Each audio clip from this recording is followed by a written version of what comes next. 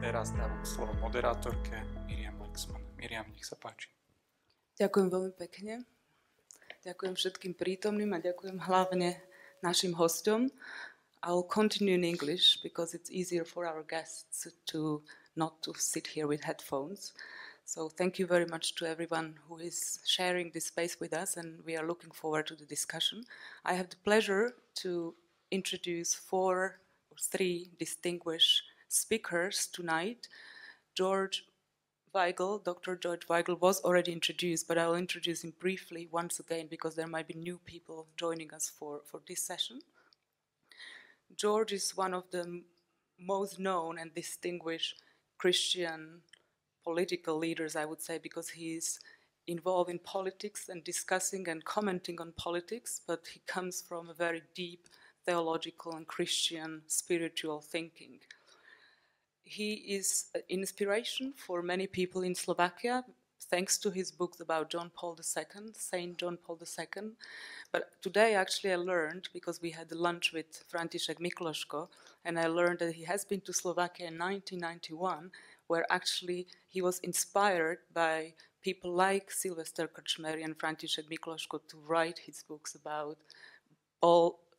John Paul II and his important role in bringing down one of the most nefarious regimes in the human history, the communist regime. George is an author of many, many books, and a part of the biography of John Paul II, The Witness to Hope. One of his latest books is The Cube and the Cathedral, where he's talking about Europe and the US without God. He is a distinguished senior fellow at the Ethics Political Policy Center and also at the National Endowment for Democracy, which is an endowment set by President Ronald Reagan in order to support democracy worldwide. He's also an organizer and the person behind the Institute Tertius Millennio Institute, which is organizing, which was already mentioned in the first session, and it's a academy for young intellectuals in Poland, but maybe people from Central Eastern Europe, and many of you and many of our friends have attended this academy. Then we have David Quinn.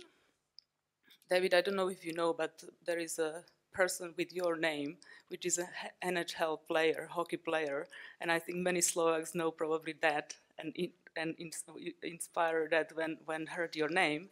But David is from Ireland, and he's not a hockey player, but I think he is a distinguished player who is defending, and one of the last ones, who is defending the right to life and the right of every child to have a mother and a father.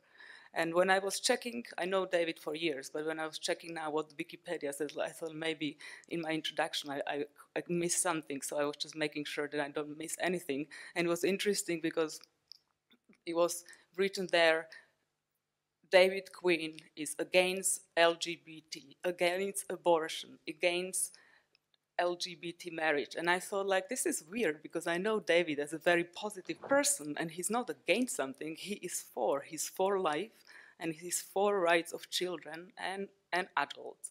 So this is David. He's running Iona Institute, which is a think tank based in Ireland and which is dealing with Christian ethics and politics.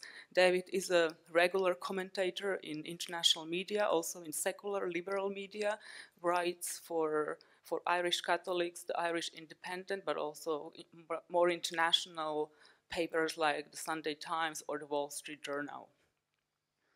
And if I have forgotten something in my introduction, David will mention later on. And last but not least, we have Roman Joch, who is, I would say, part of the political export from Slovakia to Czech Republic, which was the one we miss, because the later personalities which were exported to the Czech Republic and play a role in Czech politics, we actually do not miss.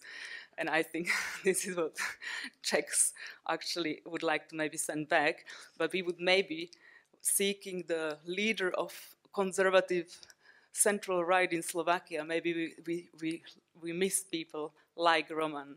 Roman lived part of his life, the first part of his life in Slovakia, comes from a mixed Czechoslovak family, and studied and is active in political and public life in Czech Republic. He was, maybe his relation to the US, because we are going to discuss the global affairs, is that he, in his after studies, he did many internships in US think tanks. I mean, primarily the Acton Institute, which is a central-right conservative think tank. He was an advisor to Prime Minister Neches, and he was advising him mainly on foreign affairs and human rights. And that's more or less all. If there is anything else I have forgotten, we will come back to it. The topic of tonight, or the second part of tonight, is the global challenges for Christian politics. So we would like to, I mean, the first part was dedicated to the West and to the status quo of the West. And now in the second part, we would like to open the questions about the responsibility and the relation of the West to the rest of the world and to the challenges the world is facing at the moment. I will put a couple of questions, and we will start with questions to the speakers, and then in the second part of the discussion, we will open up the questions to everyone. And I will start with George and maybe ask a question, because you are in a board of the National Endowment for Democracy, which was an endowment established by President Ronald Reagan after his Westminster speech, which was 30 years ago. I think it was in 82, yes, where there are two main points of the speech. One point is actually where the President Reagan is referring that democracy is a flower which needs to be nurtured all the time. So that's one thing. And then he's making an appeal to the West to be more responsible, to guarantee a freedom of every man in this world, to have the freedom to define his or her destiny. And my question is, because in the first part of the discussion you described the status quo of the West, which wasn't very positive. Do we have still the moral superiority or moral readiness to actually help other people to pursue freedom and liberty? And if we do, what needs to be changed in our work in order to be more successful? Because we see democracy having lots of challenges, and also in countries where democracy already started to flourish, we see the return and reverse processes, which are very dangerous. So what went wrong, and maybe what we need to change?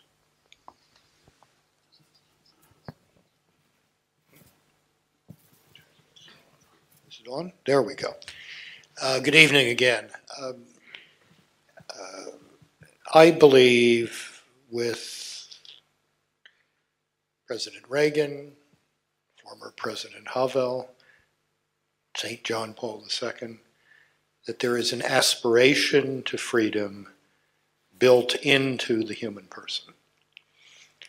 But I think what we have learned over the past 35 years is that that aspiration has to be mediated through a culture of freedom in order to produce a politics of freedom that is not self-destructive. Democracy is not simply a matter of mechanics, get the instruments of government properly designed, or as I put it in an article recently, democracy is not a hardware that can be run by any software. It takes a particular kind of software, a particular kind of culture, to make the machinery of democracy produce genuine human flourishing. And I think we've become more aware of that over the past 35 years. And that helps explain some of the difficulties of democratic transitions in parts of the world. That helps explain some of the democratic backsliding in other parts of the world. But we cannot think of the democratic project anymore as simply a matter of mechanics, of institutions. It's very much a software building project as well as a hardware building project. But maybe just one additional question, because the problem currently, what we see is that the culture of death, as you named, or many people are naming the culture, which is kind of starting to prevail or is a danger for the West. How do we distinguish between the culture we should prepare in those countries where we are trying to support the democratic processes from this ideology?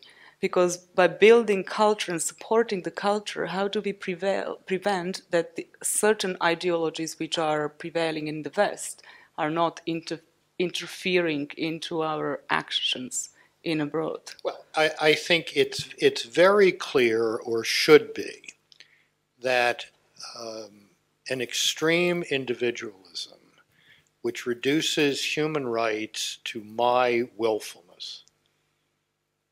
You know, great moral philosopher Frank Sinatra, I did it my way. If you reduce the democratic project to I did it my way, you are at the end of democracy. I mean, you are at chaos. So one of the big challenges for the democratic project today in the Western world is to reconnect a proper sense of the dignity of every human person to the common good. To the fact that my rights exist not simply to fulfill my aspirations, but so that I can contribute to the common good. And the common good is an idea you don't hear a lot about these days, and we need to recover that. Thank you very much. I have a question now for David. There is a lot of parallels done all the time between Slovakia and Ireland in terms of small countries, Catholic countries, I mean in terms of maybe similarities in history, being a part of a monarchy which was run by different cultural or people of different origin. And we saw and witnessed a huge U-turn in the Irish culture, and in 5, 6, 7 years, the culture from a kind of very core Catholic culture has changed into one of the, or few liberal cultures which embrace gay marriage after public vote, not a vote by legislation, which is a difference in other countries, and also the liberalization of the abortion law. So maybe if you could maybe share with us to see what do you believe that what led to the change of the culture, because I believe that something similar can happen to Slovakia without even realizing. So maybe we can learn from the story of Ireland how to address the challenges Ireland did fail to address, maybe. Okay, I'll try and answer that. And it's a great pleasure to be here, and thanks, Miriam, for the opportunity. The way to understand recent Irish history, there's kind of two keys to understand it. One is that the first phase of our history in the decades after independence in 1922 was a backlash and rebellion and rejection of all things English. And that went on for some decades. Now we're in the middle of a rejection of all things Catholic and Christian. And this is the second part of our rebellion. Now, it's somewhat different from the previous one because obviously Catholicism was deeply embedded in our history and in our culture. And even today, there's about 1/3 of adults go to Mass every week. Now, they tend to be older people. If you go back to 1979, that was the year that John Paul II came to Ireland. 1 million people turned out into Phoenix Park in Dublin to see him. At that point, in 1979, probably 85% of people were going to Mass each week. But the church had become incredibly dominant in Irish life after independence. Because one way that we decided to show that we were independent of Britain, that Britain had not captured the Irish mind, was to become super Catholic. To become exaggerately so, and to hand over control of many, many aspects of Irish life to the Catholic Church, which ran nearly all the hospitals, all the schools. It ran homes for unmarried mothers called mother and baby homes. One of these has been in the international news recently. It ran what were called industrial schools for children who basically couldn't be looked after by their families, might have been juvenile, might have been in trouble with the legal system sometimes. And what is happening now is the ghosts of the past are coming back to haunt the Catholic Church today, because some of these places were very badly run and abuses sometimes took place in them. So this is decades ago.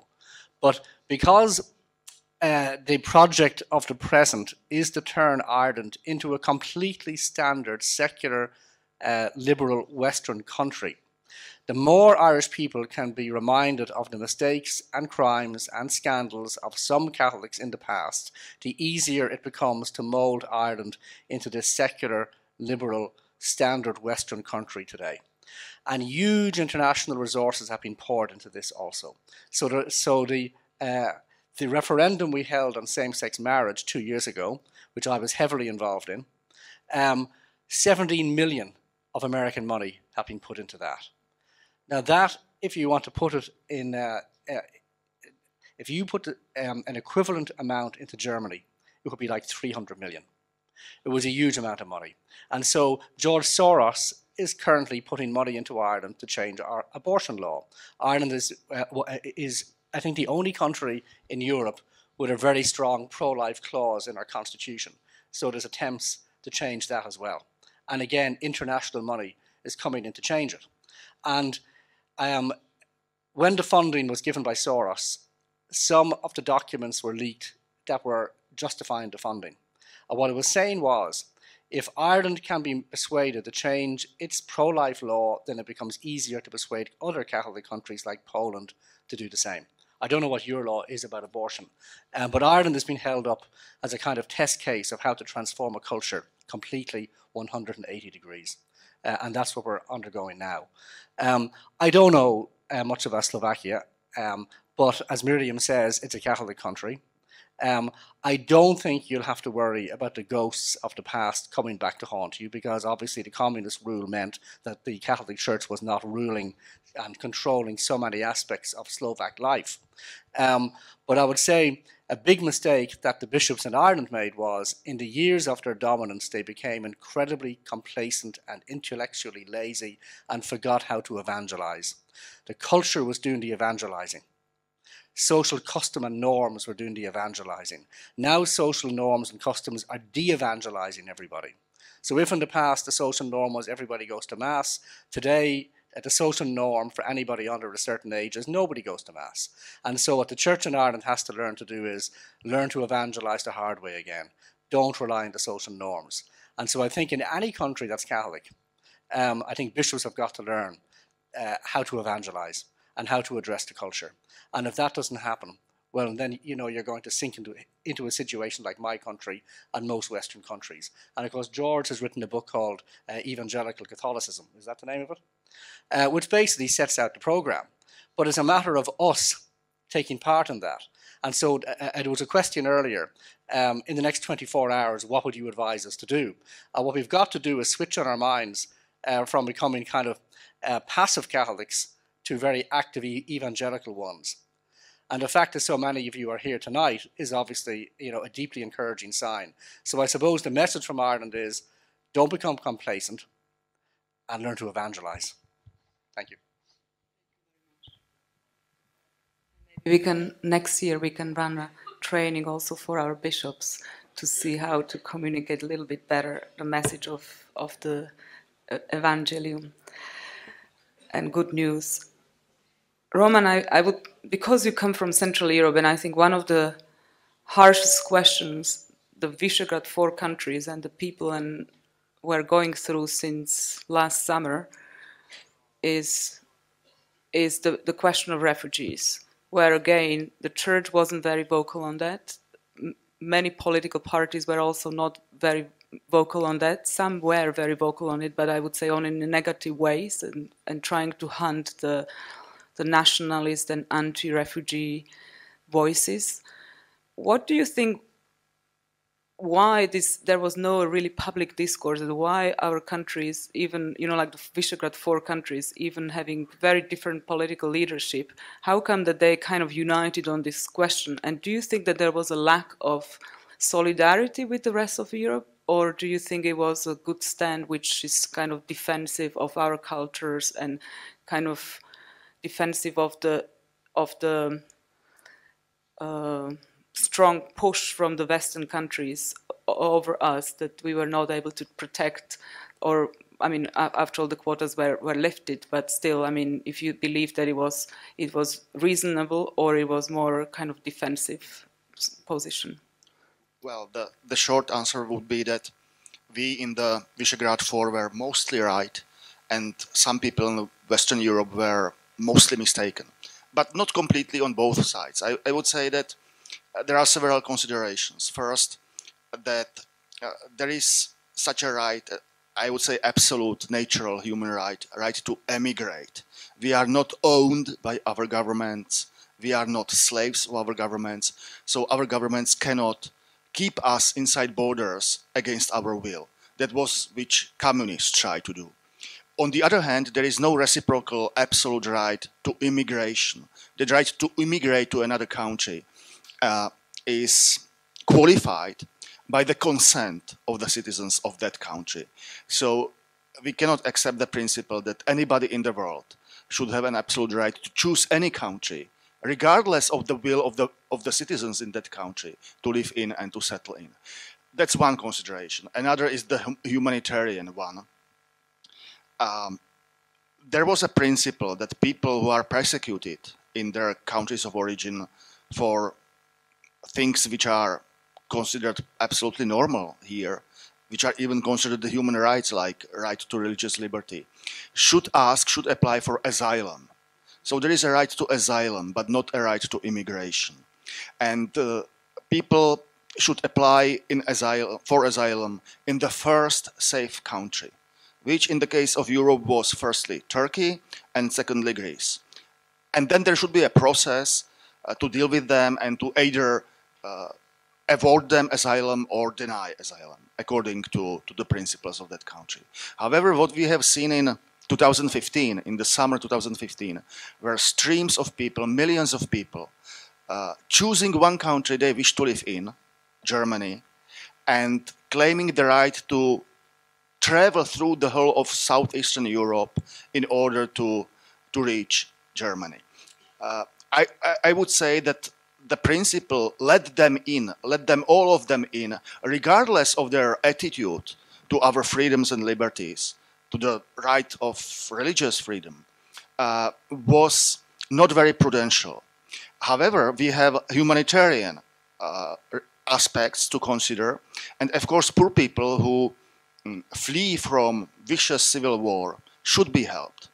And now the prudence should ask the question, what's the most reasonable way to help them? And my answer would be to help them in safe countries of their original regions. For 1 million euros, you can provide less education for people in Sweden or in Germany. For 1 million euros, you can provide better schools for more people, more children, in safe countries like Jordan or Egypt. So we, as Europeans, I must say, that was the moment for Europe as a political society, which was unfortunately missed. We had an opportunity to provide them with safe havens in either Egypt or Jordan or in reoccupied parts of Libya with our money, our infrastructure. And that would be more reasonable and more efficient to help them than to try to accept them to Europe, to the European Union, and try to accommodate them in Europe. And now, of course, there is the last, most painful consideration. Many of those people do not share our principles of free society and of religious freedom. It's much more easier to accommodate people from, let us say, Ukraine in this country, or in these countries, or even people from Vietnam, people who have no major objections to religious freedom, than many people from Muslim countries and regions without a tradition of religious freedom. So it seems to me, for all consideration possible, the course not taken have been more prudential. And now what has happened? Many people resented the idea that foreigners, without our consent, without consent of populations, should be settled among us. So that led to rise of xenophobic, nationalistic parties. Many of them, not all, but many of them hating the liberal constitutional order in Europe. And of course, it brought some sympathy to Russian autocratic President Vladimir Putin, who has been perceived by many as being tough against Islam, not only against Islamism, but against Islam. So, in my view, not very prudent course by several Western European statesmen led to, I would say, malaise or some atmosphere of disappointment on the side of European populations. Now, that was the case in 2015. Since then, silently, without admitting any mistakes, most of Western Europeans have accepted the position which has been originally taken by Visegrad 4 countries. So we must control borders of Europe. We must not allow unlimited immigration from North Africa and the Middle East. We must try to help refugees and immigrants in other ways than to accept them to the European Union.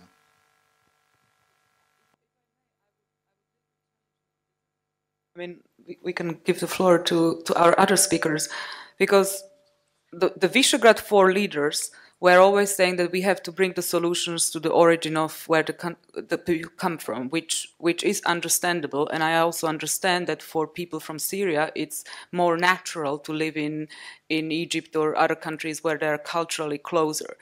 But my question is that, first of all, what our leaders did in order to bring the solutions to the countries. There is the whole wave in 2016 started actually that the food which the immigrants were receiving dropped from 2 meals a day into 1 meal a day, because EU member states did not pay their contributions to the food bank in the United Nations. And what you said now, that the rest of the Europe has sort of accepted the solution of the Visegrad 4, I cannot agree with that, because the solution of the European Union was practically to pay to the Turkish government to close the borders. But this money never ended up with the refugees, so we have never delivered what we promised to deliver, is to give money to the countries where the support to the refugees is actually cheaper. The education, the hygiene system, the living system could be much cheaper, but the money never ended up there. And the Visegrad 4 leaders are not doing anything in order to make sure that these refugees have a human kind of living. So I don't think that we can agree that the EU actually did. I mean, the EU found a appeasement with Turkey, which might actually now, after the referendum in Turkey, change, and before the elections in Germany. Well, I agree with you. There are realistic options for Europe. Yeah. The realistic options for Europe were either accept millions and millions of immigrants or pay for their humane standards of living in other countries. And I agree with you completely that the crisis was triggered by two events. First, by a shortage of supply of food by Europeans, by the European Union, which was a big mistake. And secondly, by escalation of Russian war efforts in Syria. So the country which is missing from the whole picture many times, very often, is Russia, because Russian intervention in Syria escalated the civil war, which led to another wave of migrants. And I must agree with you again that the position taken by European statesmen to pay to Turkey was perhaps the most reasonable.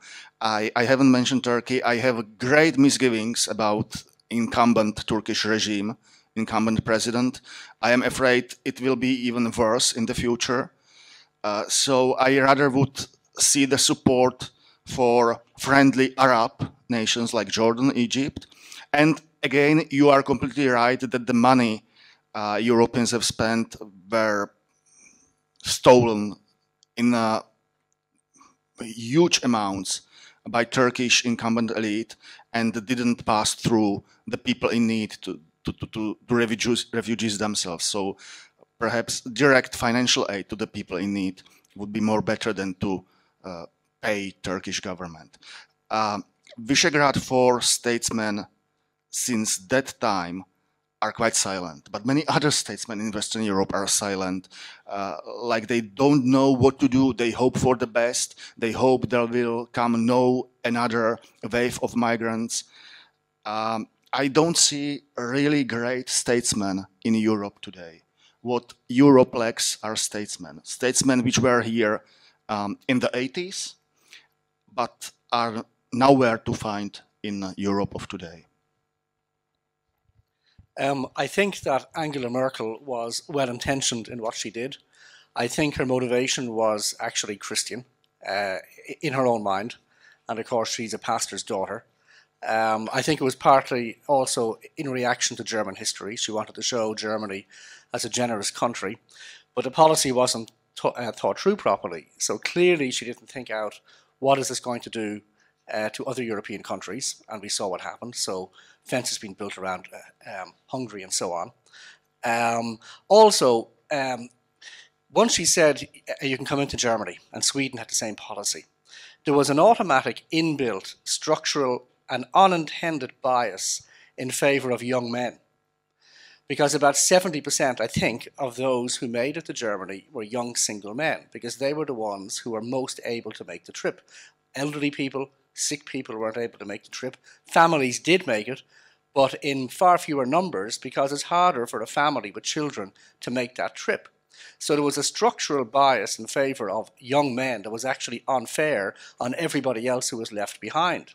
And so a fairer system is to send proper resources into those camps, as Roman is saying. That is simply a fairer system. And eventually with a view to them being able to go back to their own countries, as most people were able to do after the end of World War II in this part of the world. Some, of course, weren't because of the redrawing of borders. But where people could, they wanted to go back to their own countries in order to take up their old life again and rebuild their countries again. And so that has to be the model, I think, for the Middle East and Syria. And also, by the way, countries like Saudi Arabia and Qatar, these oil-rich states, are not contributing anything like enough towards the care of these refugees, which I find to be a truly amazing thing. That's true. I mean, we can discuss this issue for hours, but we need to move on with our questions and also give enough of space, and maybe some people will have further questions on the refugee issue later on. But Roman has kind of made a bridge to another topic I would like to open, and it's Russia. And we see in many Christian, Catholic countries that they have some kind of sentiment for Putin and the Russian leadership and the role of the Orthodox Church, which is very closely working with the leadership with Putin and has a strong role in politics, which stems from the Caesaro-Papal understanding of the role of the Church. But my question is mainly, are these Christians right when they turn away from the West and they kind of like look for a solution in the East, and what dangers are there, and what we can do in order to kind of create a proper picture of Russia, because Russia is a regime which is very close to the former Soviet regime, even though there is a free economy, but there are people being killed, people disappearing, there is a strong system of surveillance of people and strong system of manipulation. And I will come back to the disinformation issue in a final round of questions, but I would like to maybe see or look into Russia from the geopolitical perspective now. Well, I don't think there's a free economy in Russia. Russia is a kleptocracy sitting on top of a dying civil society. Enormous public health problems. It's the only place in the developed world where life expectancy is going down over the last 20 years. And I take Mr. Putin at his word when he said that the dissolution of the Soviet Union was the greatest geopolitical disaster of the 20th century, and he intends to reverse that. I mean, why not take him at his word?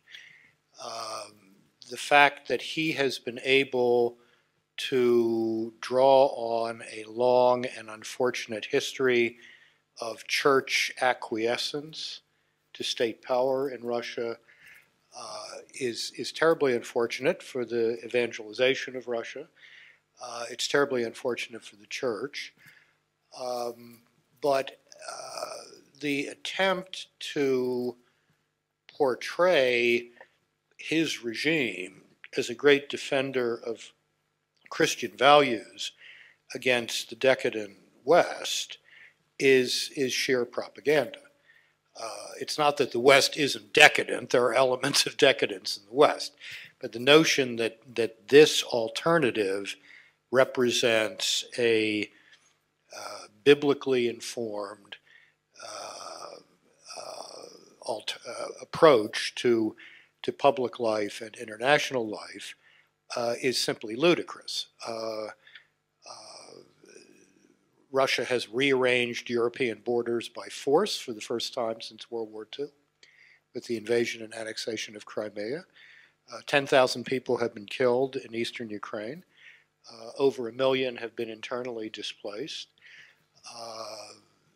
There is a vast propaganda effort going on throughout the world.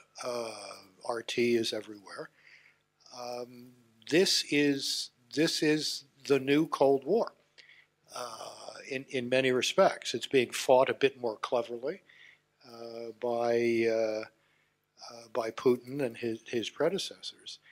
But that what he has in mind is what any of us hoped for a post-Cold War Europe is just simply not true, and it's quite misplaced and dangerous for Western leaders, particularly of pro-life and pro-family groups, to be taken in by this aspect of the Russian propaganda machine. It's a real devil's bargain, and it ought not to be taken.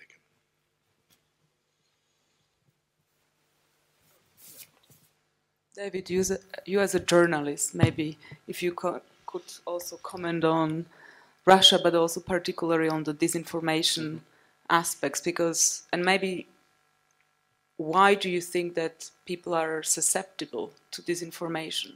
Malcolm Muggeridge said that if people stop believing in God, everybody believes that they will believe in nothing. But the kind of reality is much more worse, that they believe in anything. Mm-hmm. And this leads actually to the totality of relativism. I mean, Pope Benedict brought as a term, and George has mentioned before. Why do you think, I mean, do you think that this is the reason, or why do you think that people are really susceptible? Because it's not only the Russian disinformation. I mean, disinformation became a kind of asset in economy and in the news economy, that there are people who are practically earning money on inseminating disinformation nowadays in the West. I'll just actually speak, first of all, to the first question about Putin trying to reach out to pro-life and pro-family kind of voters in various countries. And I think what he's able to take advantage of is the fact that mainstream politics in Europe has become extremely narrow in what it will say are acceptable opinions. And so you've got this kind of tunnel of opinions, and it's becoming more and more and more narrow. And so the political parties, the mainstream ones, they really have no place for people who are pro-life. Increasingly, they have no place for people who take a traditional view to family. Their view of religion is to relegate it to the private sphere. And so an increasing number of voters are becoming orphans. And so orphans go looking for an alternative. They go looking for a father, if you like. And Putin is saying, I'm that. Now, this is bad. But Putin is taking advantage of a real political situation and a real political vacuum. And the second political vacuum that he's taking advantage of is the fact that the European Union is moving towards essentially a federal system. And we see that Brexit in the UK was a rebellion against that. And we see a rebellion in France in the form of Marine Le Pen, and in other countries also. And Putin seems to be channeling money towards these campaigns. Because, again, all the big mainstream parties just have one vision of the European Union.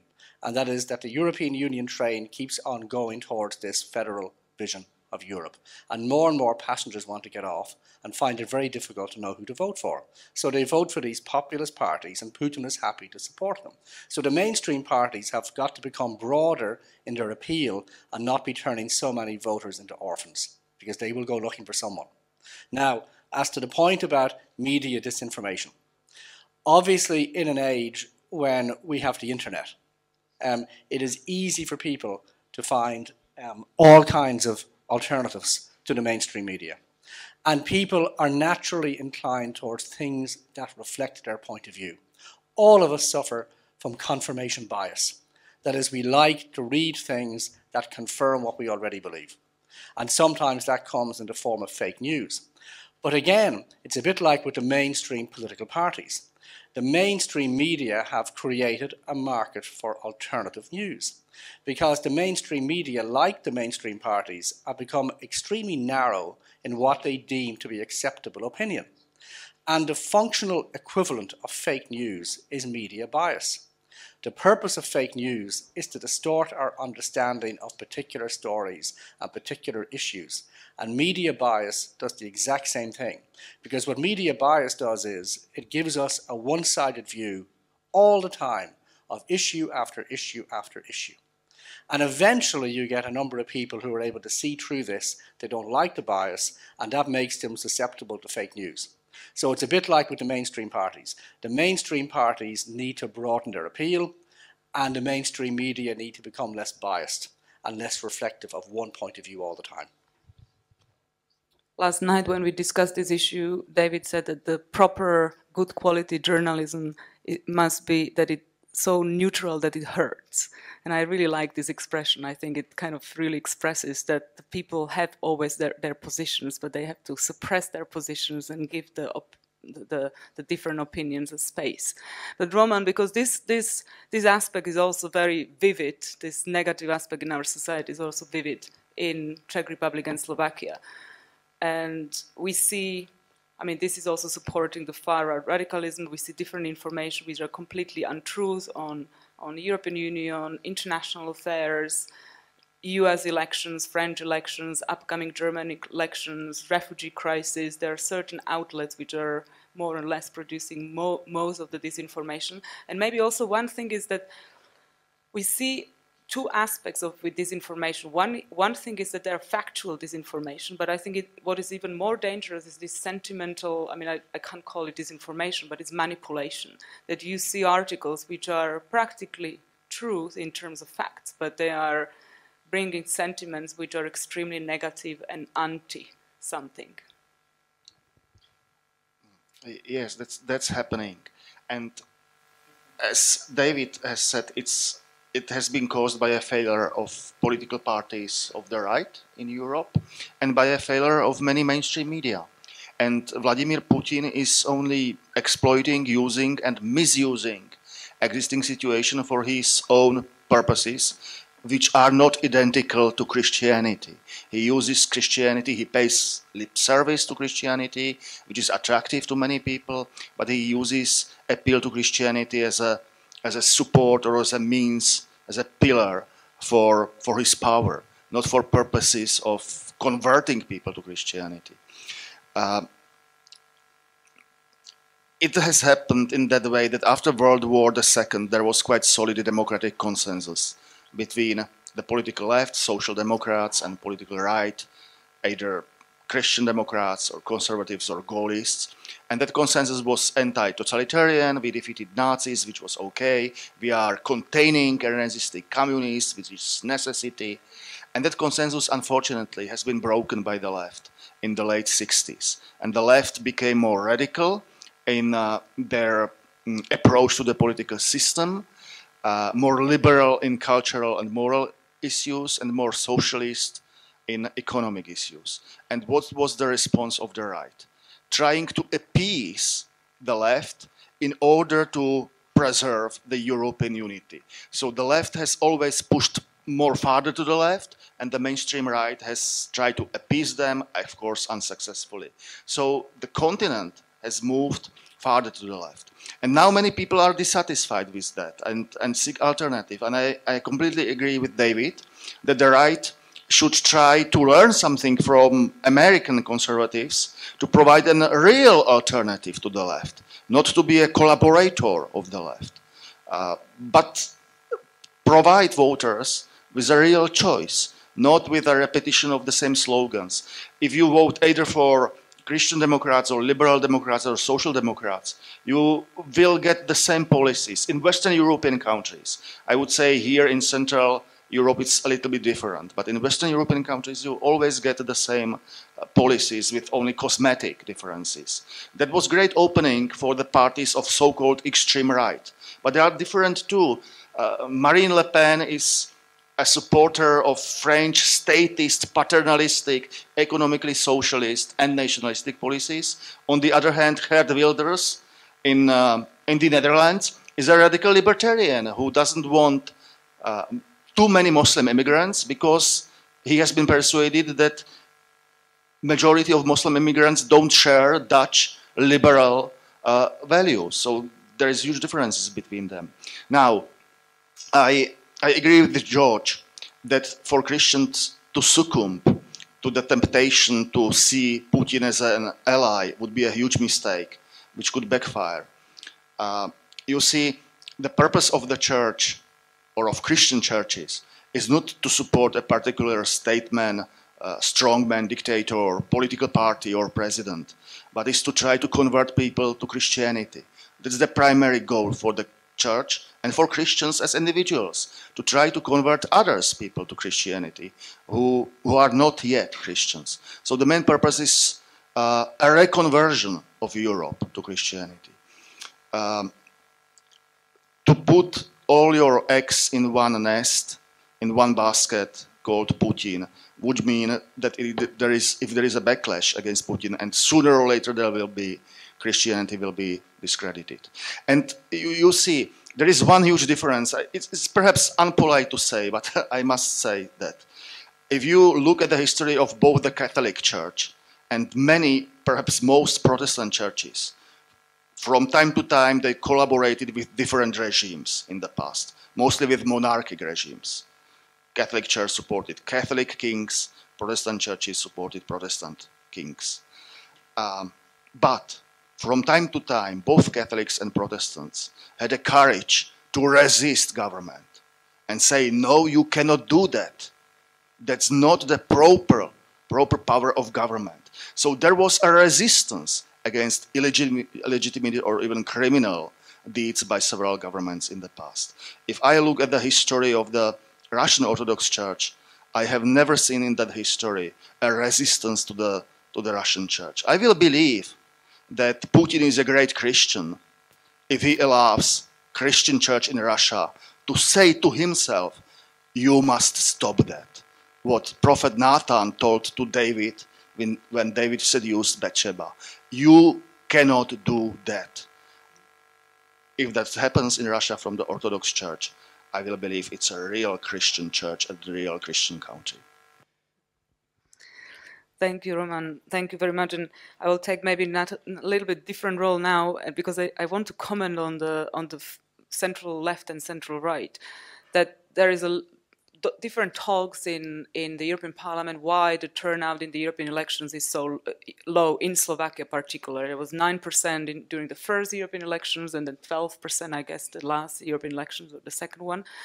And no one understands it, because everybody believes that people do not understand the European Union. And my argument always was that they actually do understand very well, but because the EPP and the Social Democrats behave in the parliament like one, because it's those grosse coalition, which was actually also the problem which grew up in the West, where you had the central left and central right for decades in a coalition, which actually have burned out the politics because they don't have solutions. They have a kind of central opinions on anything, and people do not look. They need to have a proper answers for challenges, and not something which is a kind of and proper political debate, an ideological debate. And this is what the far right and far left is bringing now into politics. And this is a result of the kind of vague gray center which did not want to go into any real discussions and any real political fights in ideological fights.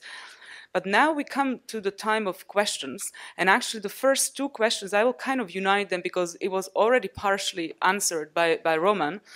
The first question is that how the church should react to the political extremism in Europe, or the growing political extremism in Europe. And the second question is that what does present a greater challenge for Christian politics? Is it the progressivism embodied by Clinton in the US or the far right? So, I mean, Roman partially already answered this question. Maybe I will give the floor now to George and David, and maybe if you have something to add, then maybe you can add later on. Speaking in terms, there we go. Speaking simply in terms of the Catholic Church, the first thing the Catholic Church needs to do is teach its own people its own social doctrine. I have a very lively parish in suburban Washington, D.C. It's been my parish for 32 years now. These are very intelligent people. Many of them are in various forms of public service, professions. I will guarantee you that if I took a poll outside of 10 o'clock Mass tomorrow morning or Sunday morning and said, name the 4 core principles of Catholic social doctrine, 95% of them could not do that. We've done a terrible job of catechizing our own people. So that's where we need to start. Dignity of the human person, common good, subsidiarity, solidarity. We need to catechize those principles. I had the feeling in our own election last year that these were 2 horrible choices, both of which pose grave risks, one domestically, the other internationally. I think what the outcome of the election has done has been to buy us time domestically to work on life issues, family issues, etc., without the pressure of the federal government on our back as it was during the Obama years.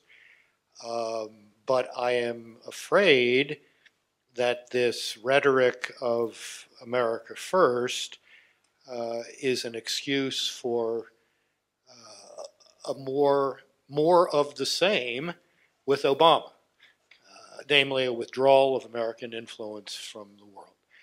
You are not going to get a solution to the Middle East or even a stabilization of the situation without an active American engagement. It simply is not going to happen. And yet there is no will to do that, it seems, in the government right now, and there's very little will in the American people.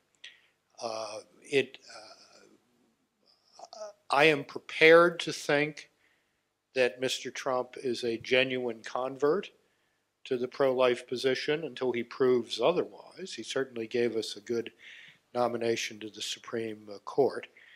But the pro-life battle is a long-term cultural battle as well as a political and legal battle. And we should take advantage of the 4 years that we have now to work on both sides of that, the cultural side and the political and legal side. But Trump himself represents a kind of hyper-individualism that is not conducive to reconvening a public conversation on the common good. And his own notion of aspiration seems largely materialistic. Doesn't seem to have much of a transcendent reference point to it. But we have to, we have to hope we can make something out of this over 4 years. Mrs. Clinton would have been a complete disaster domestically. It really would have been the gravest threat to some fundamental freedoms in the United States in a very, very long time. So we are happily not facing that, but we have the Democratic Party locked into a commitment to the dictatorship of relativism that seems unbreakable right now. That's a bad situation.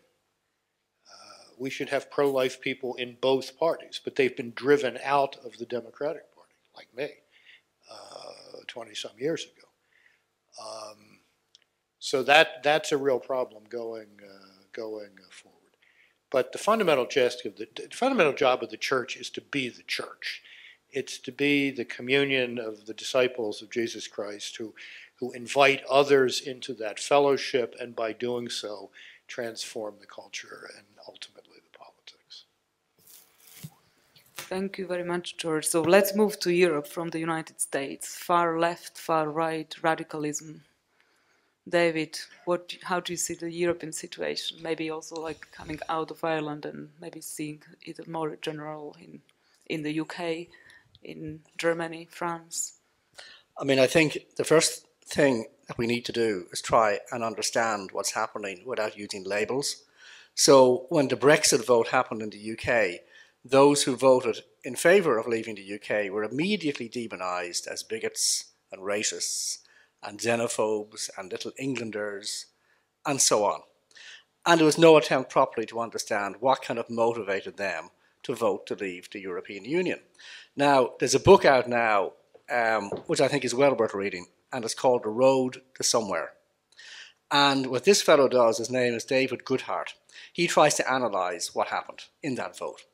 And so he says really that the breach or the cleavage in politics now is between somewhere voters and anywhere voters. And what he means by this is the anywhere voters are those who believe in a globalised world of open borders and multiculturalism. And what this has the effect of doing is making your own country seem unfamiliar to you.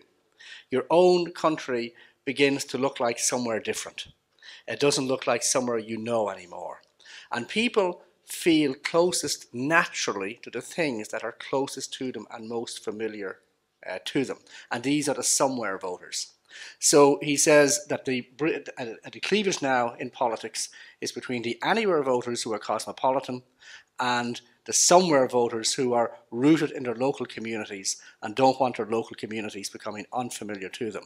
And when these somewhere voters look at the European Union, what they see is no borders, their local industries threatened, and they want to do something about that.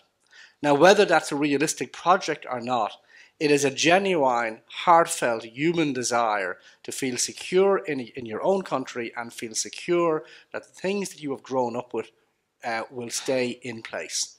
And so this is what we've got to try and understand. Now, if mainstream parties will provide no home for the somewhere voters, if all the mainstream parties are anywhere parties, that is, they're all in favour of globalism and open borders and so on, the somewhere voters have to go somewhere. And the place they go is people like Marine Le Pen and Nigel Farage and Donald Trump in the United States. They need to find a home, and they need to find a home in political parties led by sensible people. Donald Trump, to my mind, is not sensible. Britain is lucky that it has a sensible Prime Minister. I think she's sensible anyway, in Theresa May, who voted to remain, but I think is sympathetic to the concerns of the Leave voters.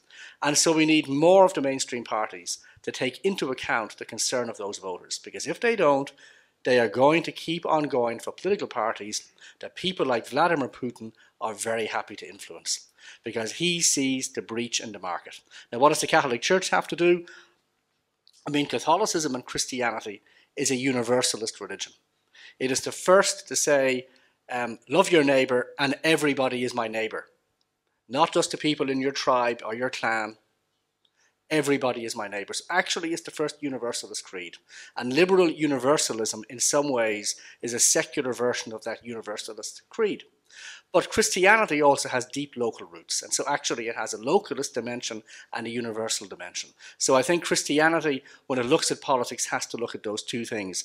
Christianity is both at the same time an anywhere religion and a somewhere one. And so I think Christianity has a good balance there. And when Christianity looks at politics, as George says, the first thing it has to do is educate its own people. In Ireland, those who go to Mass when they vote almost never think as Catholics. It is far from their thoughts what the common good is and the kind of issues they should be voting on. I sometimes think that in addition to the Apostles' Creed, we need a social doctrine creed, read out at Mass maybe once a month. Maybe George can come up with it. But it would say things like, we believe in the right to life of all human beings from conception until natural death. We believe in the marriage of man and woman. We believe in motherhood and fatherhood. We believe in social solidarity and protecting the environment. Now, we can have arguments about how exactly to achieve these policies. But if Catholics, once a month, let's say, had a social doctrine creed that they read out, that would begin to deepen their understanding of what the social doctrine of the Church is. And maybe they would begin to vote in a more sophisticated way.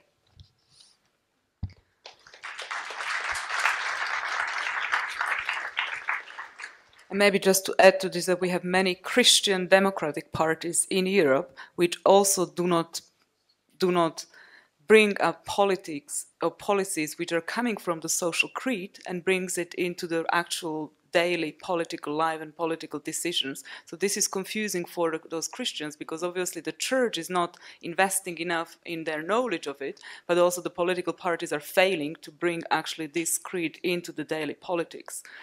And one more maybe point on this issue is that what is interesting, and it's the left out people in the global world, because we are talking about that the height of economy or social level of people living in Europe or Eastern Europe, for example, or Central Europe, it's the highest since decades ago, or even the highest ever. But the thing is that there are always many left out people who are kind of loopholes in the whole picture. For example, what is interesting is that if you look into the different states of the United States, and those states which the value of the property did not recover since 2008 crisis are exactly those states which voted for Trump. Because these are the people which was left out. They lost practically their life savings, because in the United States it's more culturally more uses to put your money and save your money in a property rather than in a bank. So practically these families have lost absolutely everything. They cannot sell their house and travel somewhere else for work, because their house costs nothing.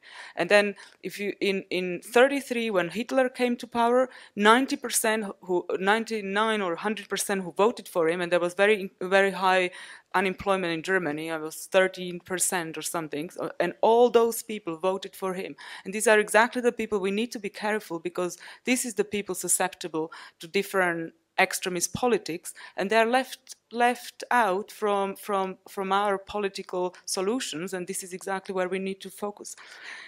But I'll give the floor to Roman, and then we have further questions here.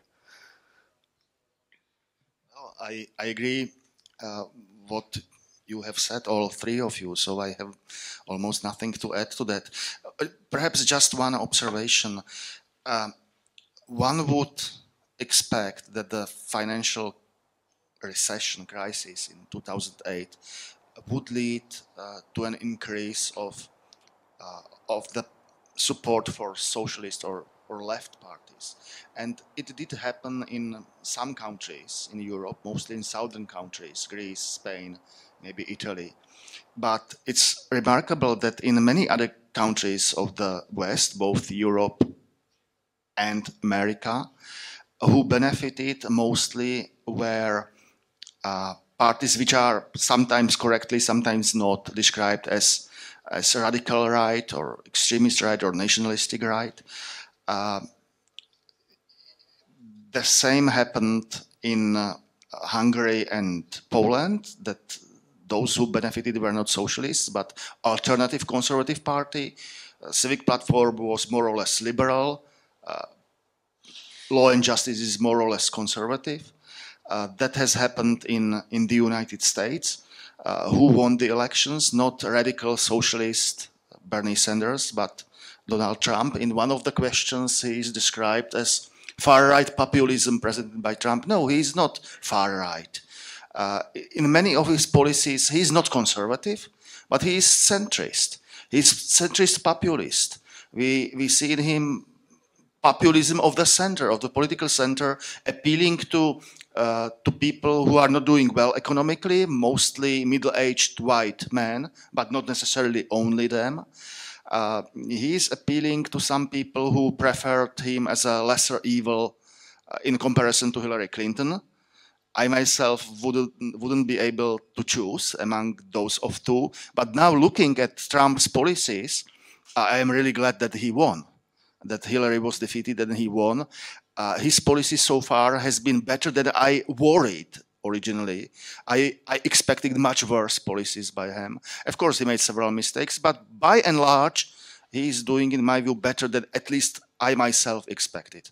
And if we look at Western Europe, in the countries to the north of the Alps mountains, in France, Netherlands, even United Kingdom, with the UKIP party as a very strong party, but because of majority voting system, they 17% of votes didn't deliver parliamentary seats.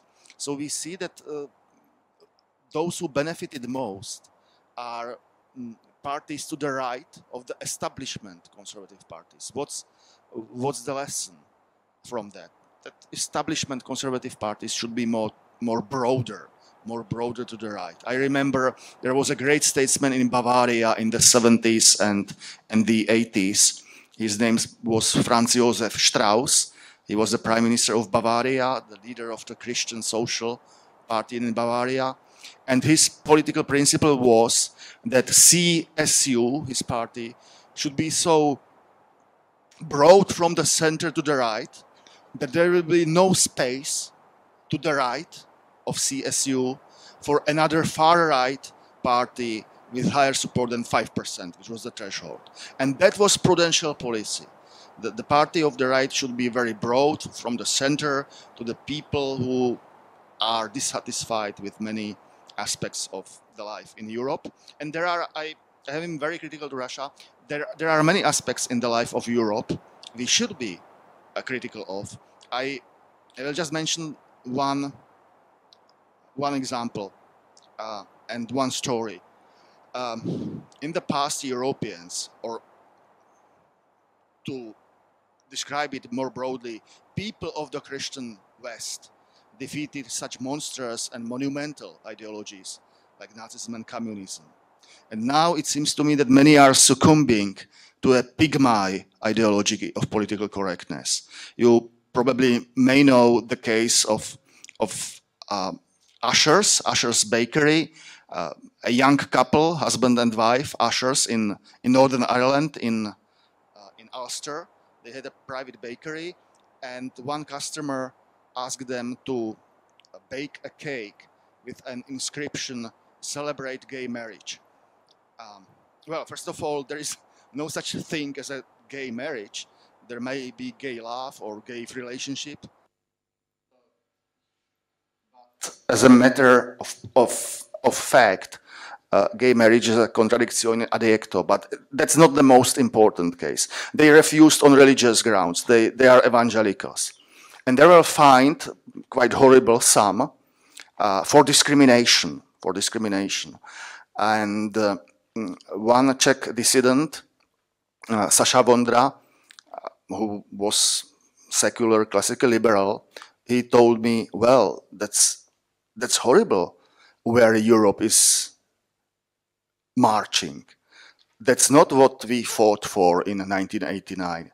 That's exactly what we fought against. That people are punished for a refusal to make a statement with which they fundamentally morally disagree. It's like, had I been an owner of a bakery and some customer came to me and asked me to bake a cake with an inscription, "Support racism" or "Support communism," I would never do that. And at the same time, I would recognize the right of a gay baker to refuse to prepare a cake with some homophobic inscription. That's the basic freedom. it's not about freedom for Christians. It's about the freedom for everybody.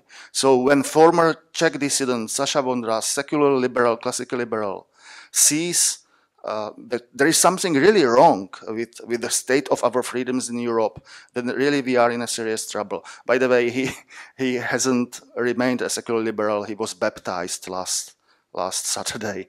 So I cannot use him as a classical liberal example anymore. But his point was not religious. His point was just of basic right of people to refuse make statements which they find incorrect or immoral. So what to do in Europe? I would say, well, we must recover Europe for freedom again, to make Europe great again, which is a joke, of course. Greatness is not the quality we should strive for, but freedom is.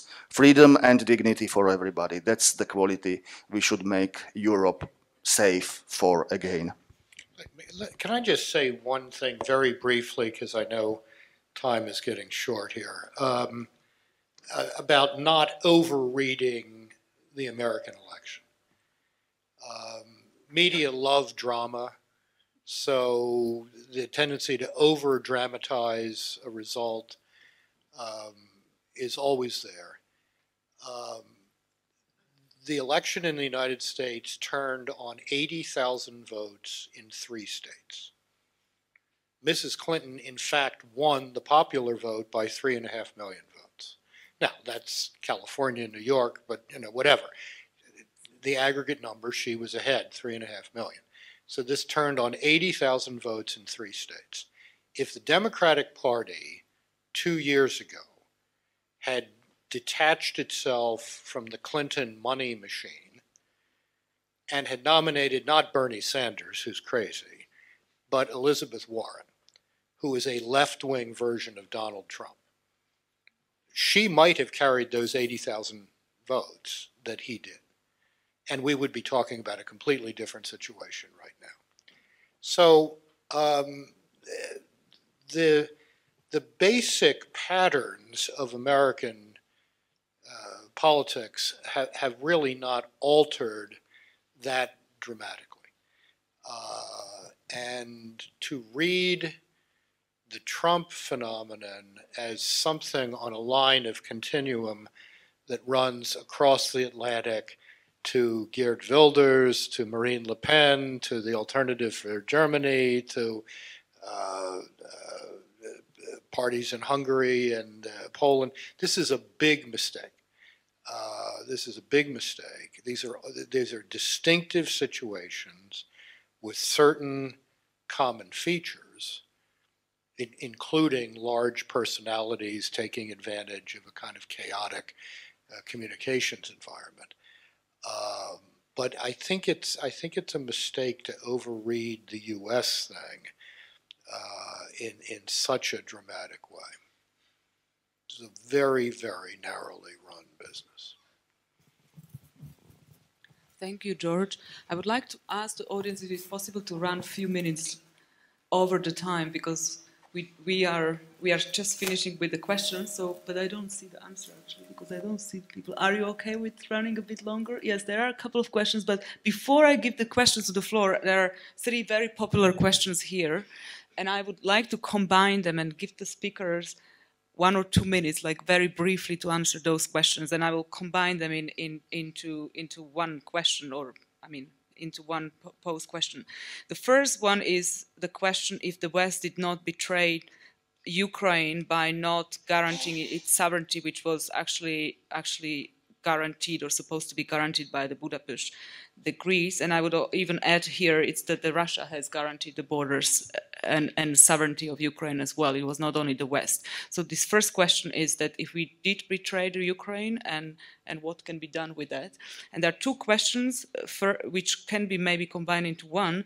One is how to motivate young people and young Christians actually to be more active in a society.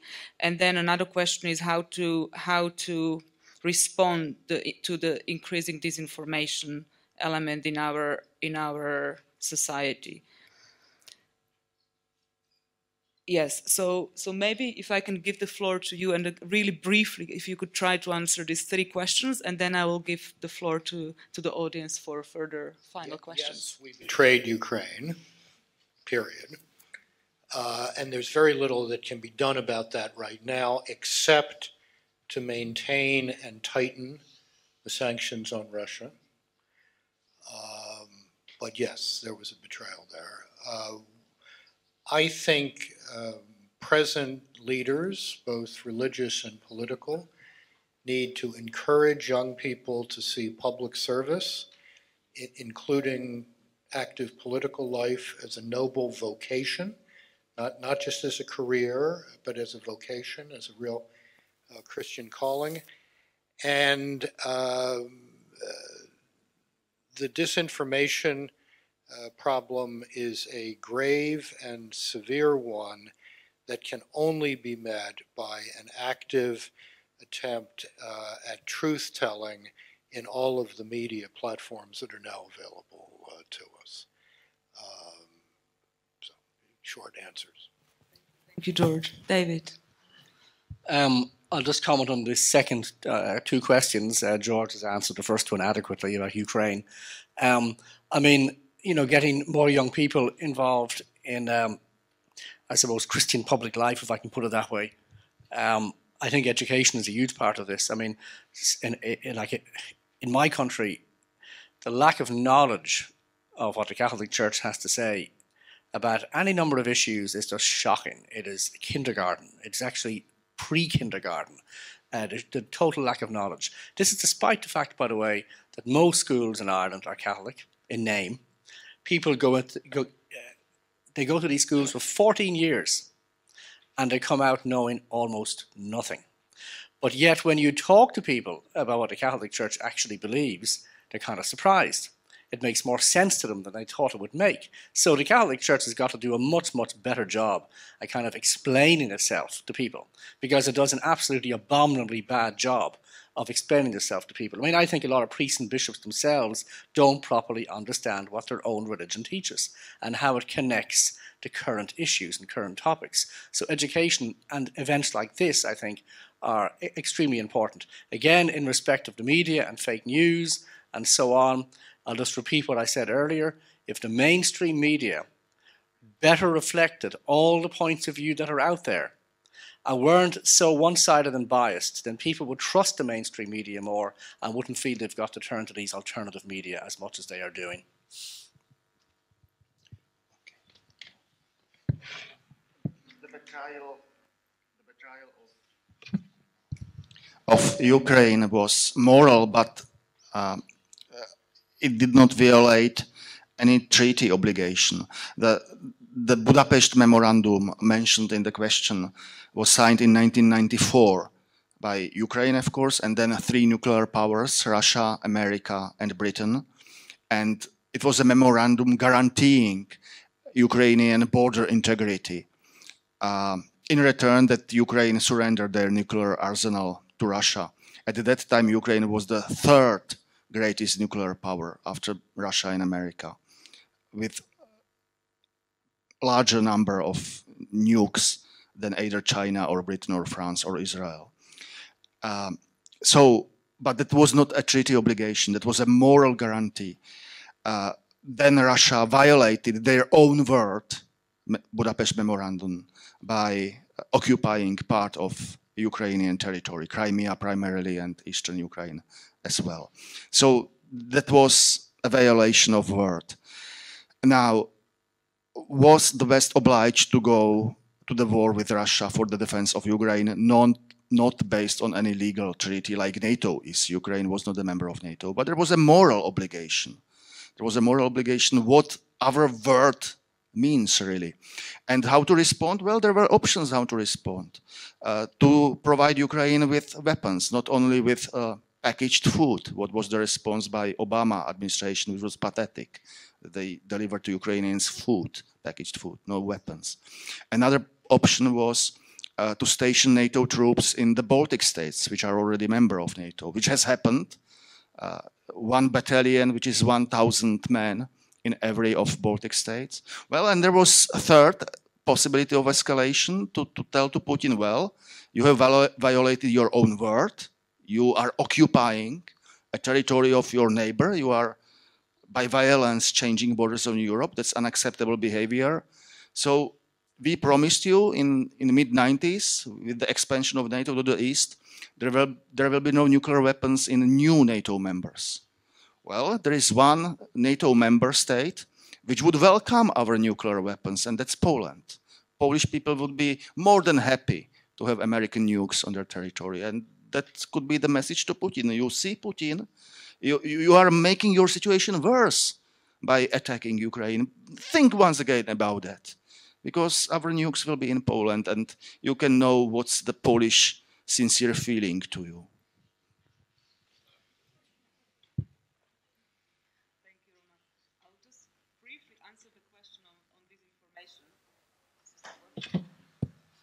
I'll briefly answer the question on disinformation, as I'm running the International Republican Institute's Beacon project, which is actually financed by the National Endowment for Democracy, where George sits in the board.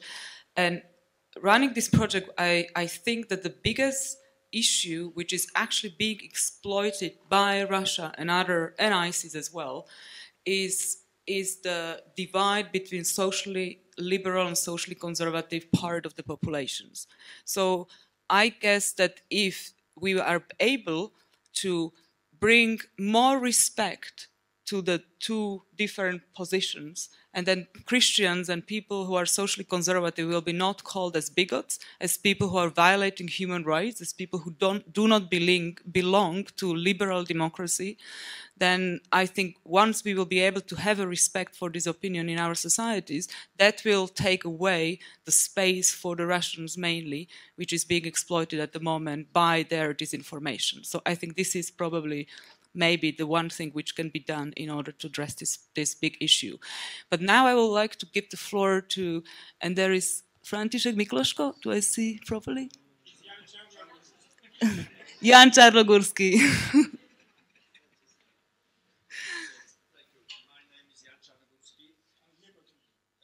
Hello.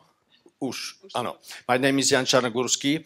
I would like to take up the Russian issue even more because I am the chairman of the Slovak Russian Society. Mr. Weigel, I really enjoyed your speech 2 hours ago. And that's why just shortly, when you asked, yes, how many lives Russian politics destroyed in Ukraine and elsewhere, I could ask you how many lives destroyed American policy in Libya, Iraq and elsewhere. But I would not like to sabling with propaganda issues like Budapest Memorandum, etc. I would be ready to speak about all of them. But Mr. Weigel, you have told that, say, core of American society is, say, Christian or strong Christian, but the top of the establishment, yes, governing America, is not, or just opposite. Not, you know as better. How is it? Probably the same could be said about European societies, or most of, or biggest one of them. Could be said that Russian society, I do not know how the core of the Russian society is, but the governing bodies of Russian country, of course, on top with Mr. Putin, are pursuing stronger and better Christian values than these Western ones. That's my question. Thank you. I'm not sure what the question is, Mr. Czarnogórski. Are they doing that? No.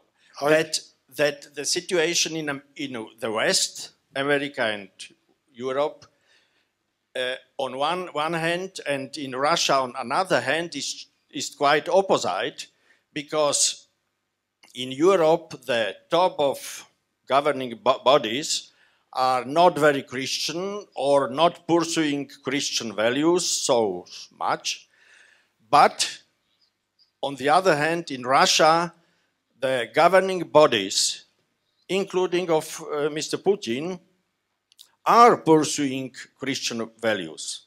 Well, they say they're pursuing Christian values. Okay, but, safe. But okay, safe. murdering Boris Nemtsov is not a Christian value. Okay, I agree. Syrian is not, the Syria intervention is not a Christian value. I think with the great tragedy of Russia since 1991 is that an opportunity was available for a rebirth of the great tradition of Russian spirituality, which is drew the respect of John Paul II, for example. And that opportunity has been lost. And now there is an attempt through the use of this disinformation and propaganda to advance Russian state purposes behind a facade of concern for life, family, etc. That is, I think, deeply troubling.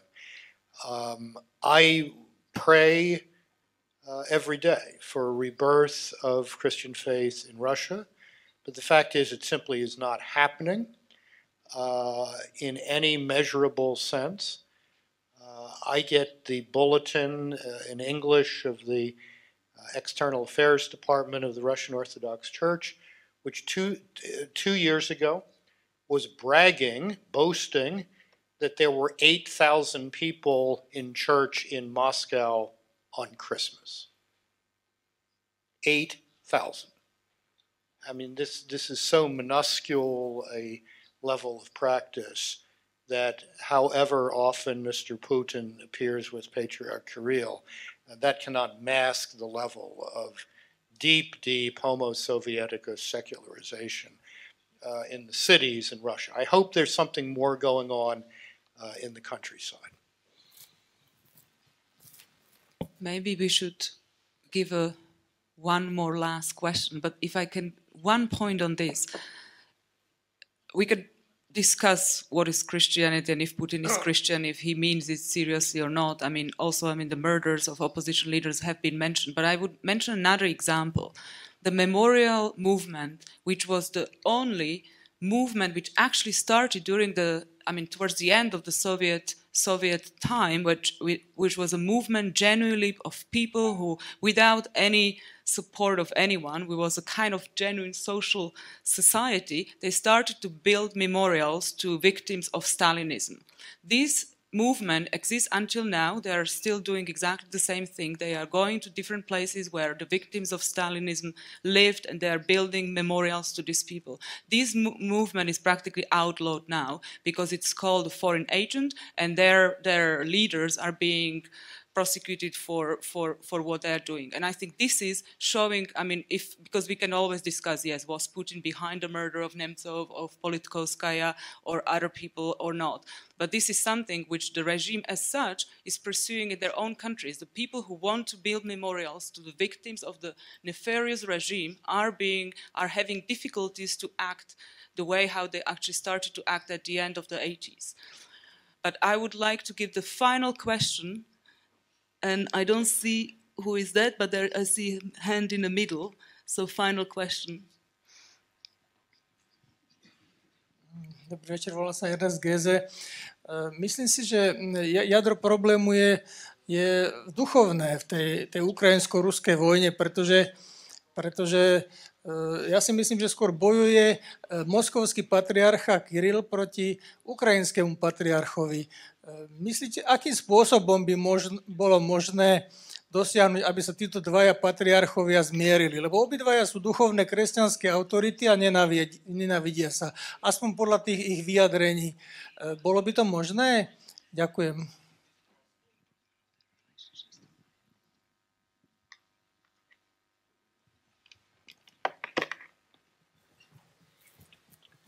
The Orthodox situation in Ukraine is immensely complicated, with many moving parts. The most lively and vibrant parts of the Ukrainian Orthodox world are those that have detached themselves in one way or another from the Patriarchate of Moscow. And those are also, from a Catholic point of view, those parts of the Orthodox reality in Ukraine that are open to an ecumenical encounter, particularly with the Greek Catholic Church in Ukraine. One of the great unreported dimensions of the Maidan demonstrations were the rather remarkably intense spiritual life that was present on the Maidan, which extended beyond Christian communities to include Crimean Tatars, Muslims, Jewish community, etc. There was something really quite impressive in an interreligious and ecumenical sense there. And again, because many of our media friends don't see that as, that's not the real world somehow. This got very little attention. But I think it's a great sign of hope for the future. These communities have not been in very civilized conversation with each other in the past, and now some of them are, and that's a good sign. Thank you very much.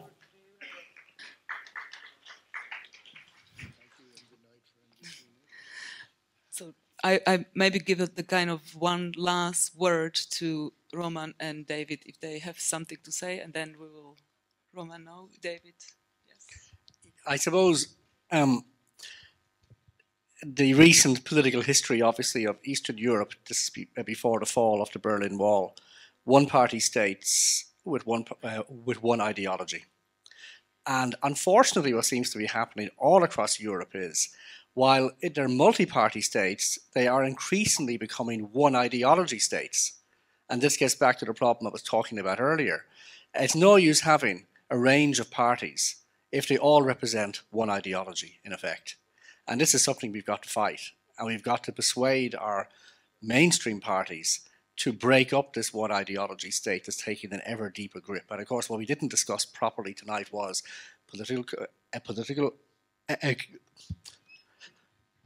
correctness and what it is and how it restricts the kind of things we are allowed to talk about openly. Because of course, the way it operates is, if you go against it, you are condemned for being a bigot. So if you're against, for example, the marriage of 2 men or 2 women, you're accused of being a bigot. If you're against abortion, you're accused of being anti-woman and therefore a bigot. And this is just really crushing our ability to express our point of view, and creates an atmosphere of fear, which is also partly, by the way, what explains people like Trump. So we've got to fight against the creation of these one ideology states within Europe and elsewhere. Thank you, David. What a beautiful final words. I would like to thank to distinguished David Quinn, Dr. George Weigel, and Dr. Roman Joch, and the Ladislav Hanus Fellowship for hosting and giving us the opportunity to address you. Thank you to everyone who stayed until this late night hour, and see you in the bar. Thank you very much.